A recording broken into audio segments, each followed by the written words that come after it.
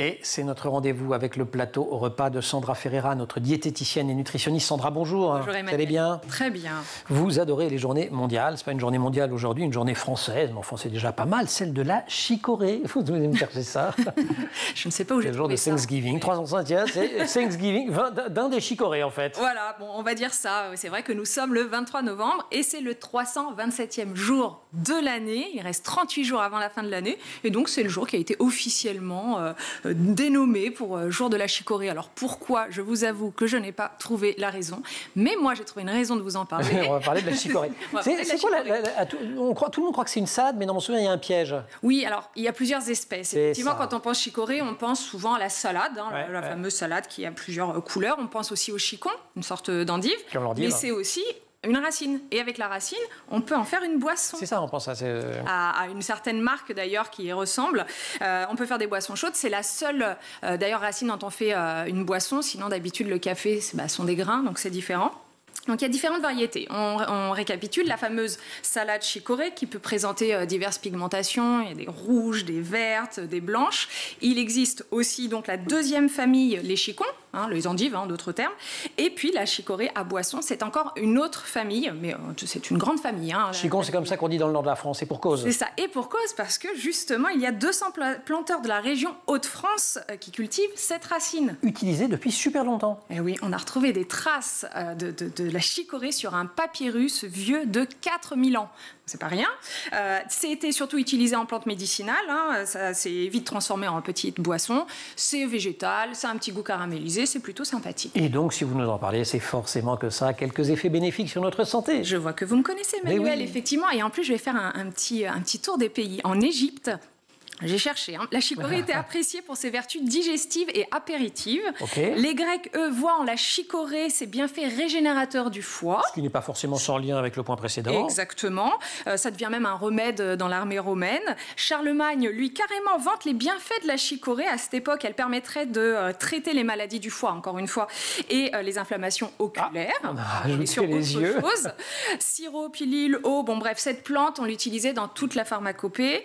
400 ans plus tard, Napoléon Ier, en 1809 exactement, décrète un blocus qui fait que les importations britanniques sont bloquées et plus de sucre, plus de café. Donc qu'est-ce qui est mis en valeur? La chicorée, la boisson, et voilà pourquoi elle a trouvé sa place dans les foyers français. Et ça tombe vraiment bien parce que pour parler science actuelle, la chicorée, elle est bien contre la constipation parce que c'est riche en fibres et elle est riche en antioxydants, ces petites molécules anti-vieillissement, donc anti-vieillissement aussi des vaisseaux et donc prévention des maladies cardiovasculaires. Génial. Et ça présente aucun risque quand on est enfant, on peut y aller?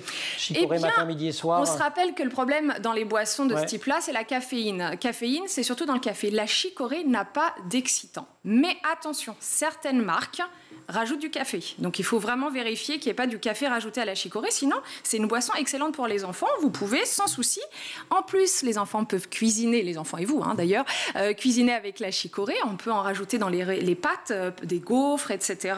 Dans les préparations salées comme sucrées, parce que c'est un petit goût caramélisé et c'est naturellement sucré. Et oui, et pour autant, c'est pas très calorique. C'est ce que vous alliez dire. Oui, quand je monte mon bidon, c'est c'est ça.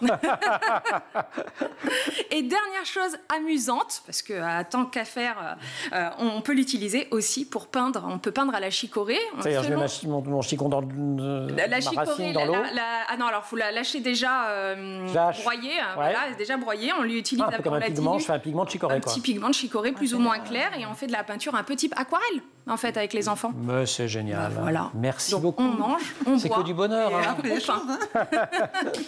Sandra, merci beaucoup pour ce zoom sur la chicorée dont on s'en souviendra tous maintenant. La journée.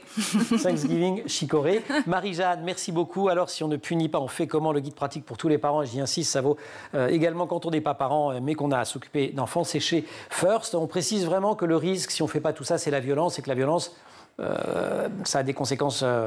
C'est-à-dire que la violence peut être retournée contre l'autre, puisque je veux enfin, si je me place du point de vue de l'enfant, de l'adolescent, c'est moi cette fois-ci qui vais devenir dominant et donc violent. Et si je crois ce que l'on m'a dit que j'étais nulle, etc., je peux retourner la violence contre moi-même. À ce moment-là, à l'adolescence, toutes les horreurs de scarification. C'est un peu triste de terminer là-dessus. C'est pour ça qu'il ne faut surtout pas punir.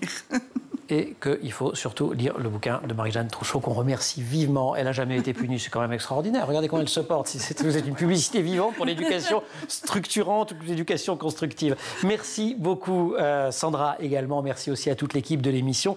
Laure Audemont au maquillage, Marine Plantec à la préparation de l'émission et qui est en régie, assistée aujourd'hui par Emma Frari, Saïd Mamou pour le son, Théo Boscar pour la réalisation. Vous restez sur School TV, vous nous retrouvez nous en permanence sur Internet et sur les réseaux sociaux.